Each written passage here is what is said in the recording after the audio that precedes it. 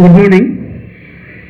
In the previous class, briefly we have discussed about the differential pressure transmitter.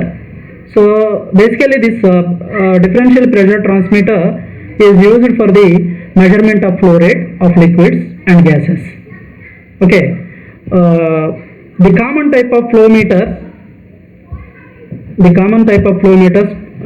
that find the industrial applications can be listed.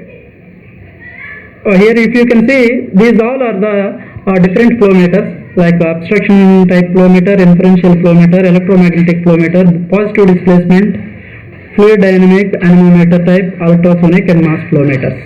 Okay, abstraction flow meter, if you can see the overview, abstraction type of flow meter is also known as head type flow meters. These are classified into different types as orifice meter, venturimeter and Pitot tube.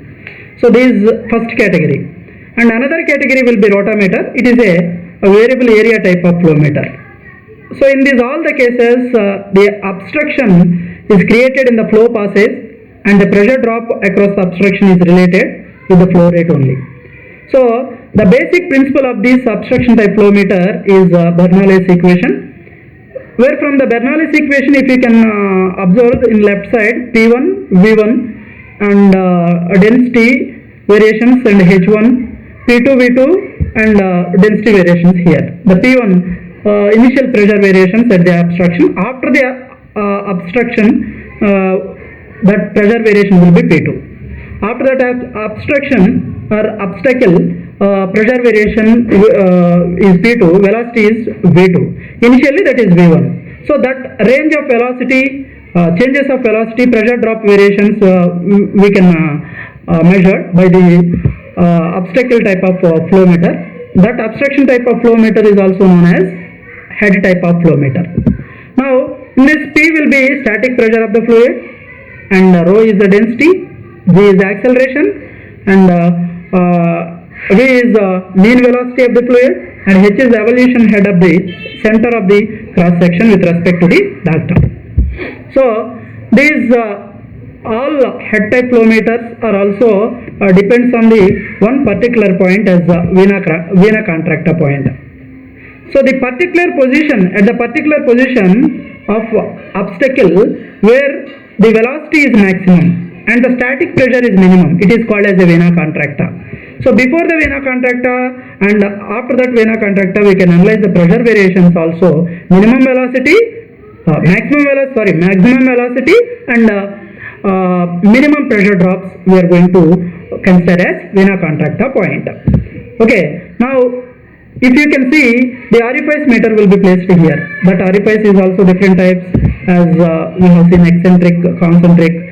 That middle circular part is going to be half of the part occupied or half of the part is open and quarter size of part will be open. Based on that, the pressure across that middle point is going to be changed. That flow rate we are going to analyze from the orifice type of meter. Okay, rotameter. Now coming to the rotameter, it is something different. It is a variable area type of flow meter. In the middle part of the rotameter, the float is moving. That will be directly we can read by the scale itself. So from the bottom to top, the float will be displaced. That displacement will be depends on the flow rate as well as pressure across the float. Okay, so those we can analyze and we can derive the equation by the help of this force which is acting on the downward is Ft and force which is acting on the downward is Fu. By using this we can analyze the drag force and finally with the help of this we can analyze the pressure differences we can calculate. So it is also one of the differential pressure type of flow meter. Okay, so these already we have discussed in the last class. So these are having different advantages while you compare with different obstruction type of flow meter. This rotameter having advantages. So it gives direct visualization indication on a linear scale, the flow rate variation, pressure variation, and it is also low cost and high accuracy. And this rotameter requires no external power or fuel. It uses only the inherent properties of the fluid. So along with the gravity to measure the flow rate. Rotameter is also one of the relatively sample device. Okay, it is also very cheap materials are used here to allowing its widespread usage.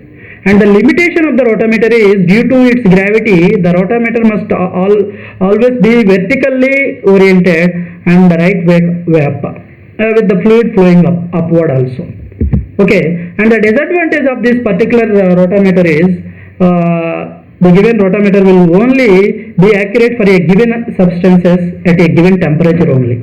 So that is major disadvantage, and which require the use of glasses envelope. Otherwise, the user cannot be see the float movement. Okay, this limit their usage in many industries in beginning of the fluid such as water. Rotameters are not easily adapted for the reading by the machine itself. We cannot operate by the machine. So that is one of the disadvantage.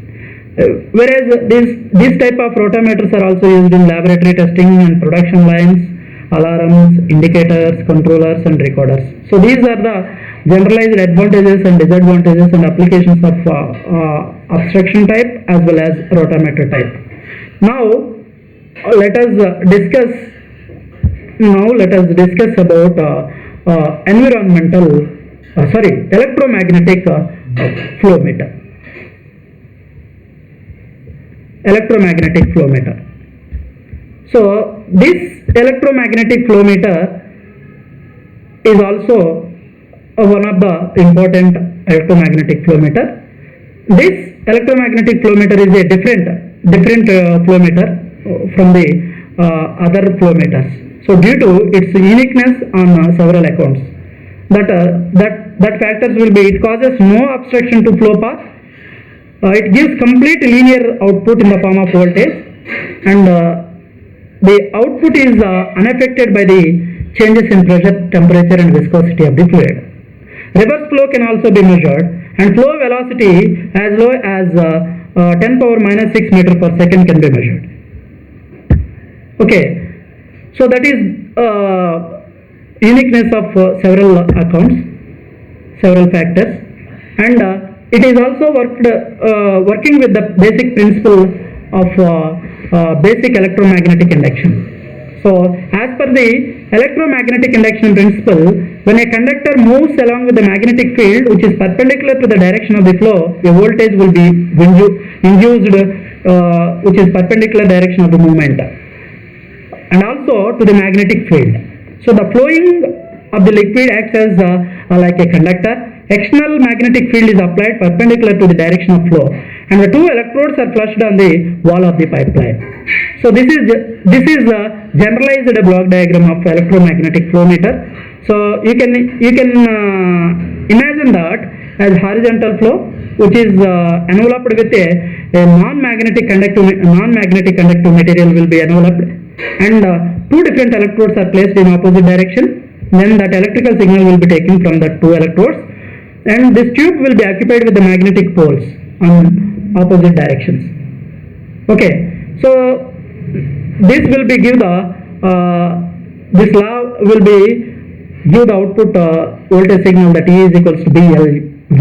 L is the length of the conductor, where diameter D in this case, and V is the velocity of the fluid, and B will be flux into density. So these electrodes are used over here to sense the EMF generated in the conducting fluid, and the electrodes are in indirect contact with the process liquid.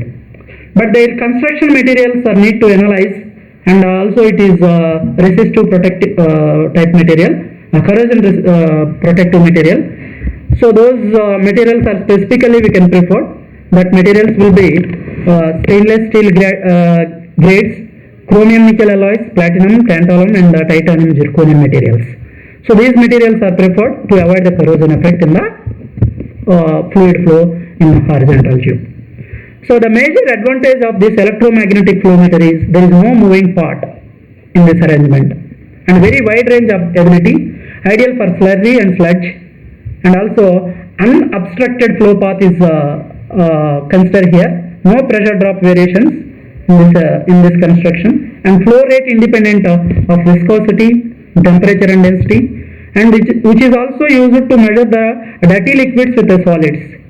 And finally it will give the linear output. These are the advantages while you compare with the conventional type like RFIS, Venturi or Petard tube. Then disadvantages: physical pressure and temperature will be limited, and which is also used to measure the conductive fluids. The next one is thermocouple infrared pyrometer. Now if you see the construction of thermocouple based infrared pyrometer, based on the temperature, that radiation signal will be converted into electrical signal, which is based on the heat energy which is produces from the heat source. Okay, so that is generalized object of the pyrometer. Whereas infrared range of the radiation light, which is concentrate through the diaphragm, and it is also concentrate on the mirror here in this construction. That reflected radiation of light will be giving some heat energy. That energy will be detected by the in the vacuum thermocouple. Okay, so in the construction it is housing casing. On the right side we have a sighting hole, and left side we have different type of diaphragm. That input will be radiation light, that is to be concentrate on mirror. Again it will be reflected back. That reflection radiation of light will be concentrate on thermocouple. That thermocouple is used to measure the temperature variations, heat variation. Heat energy is converted into electrical energy. So the main theory behind this radiation pyrometer is that temperature is measured through the naturally emitted heat radiation by the body.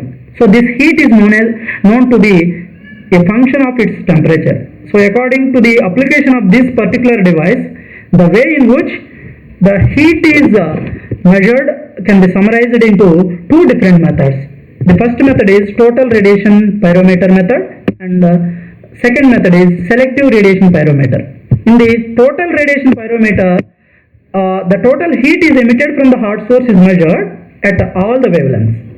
But while coming to the selective radiation pyrometer, the heat radiated from the hot source is measured with a given wavelength only. At a particular wavelength only, the selective radiation pyrometers will be measuring the hot source. But in total radiation pyrometer, at all the wavelengths, we can measure hot source, emitted heat from the hot source. Okay, that is the difference between total radiation pyrometer and selective radiation pyrometer. So the main advantage of the electromagnetic flow meter is it is simple in construction, and it provides a very high accuracy with plus or minus 5 degrees centigrade, has no need of any direct body contact, and the device can measure the very high temperature, and it can also be used to see the heat produced by the object or source. And disadvantages: not useful for obtaining the continuous value of the temperature, and also only useful for measuring the very high temperature, and high cost as compared to the conventional thermocouple. Whereas thermocouples are used to measure the temperature variations in between two different junctions. So these thermocouple will be found by the two dissimilar metals, and two junctions will be formed as hot junction and cold junction. So the difference between the hot junction and cold junction temperature variations we need to analyze. So while you compare with the normal conventional thermocouple, whatever the thermocouples which are used in infrared pyrometers, that will be very cost. Okay, so that is the disadvantage in this thermocouple based infrared pyrometer. The next one is advanced radiation thermometer. Involve the extra complicated design and optics. So these are the disadvantages. Okay, and applications. Well, coming to the application of this thermocouple based infrared pyrometer, which are used in blast furnaces, metallurgical furnace, and it is also used in steam temperature, and it is also used to measure the moving objects. And the applications which are used in industry over the batch pyrometer, steam boiler, hot air balloons, gas turbines, like that. Okay, so for heavy applications, for heavy high range of temperatures, this type of infrared pyrometers which are based on thermocouple we are going to use. In this subject, we are discussing petroleum industry, paper industry, cement industry. These all will be depends on the high range of the temperatures, high range of inputs will be required. So based on this industry, we require a high range of instruments. One of the best instrument to measure the heat energy as in terms of temperature variations, that is thermocouple based on infrared pyrometer only. Okay, so this is a special thermometer. Thermometers are also used in infrared pyrometers. In the previous classes we have seen the pyrometer, optical pyrometer, that filament disappear conditions we have seen. But now infrared range of pyrometers, which is detect the heat energy by the special type of thermocouple, which is also known as thermocouple based infrared pyrometers. Okay,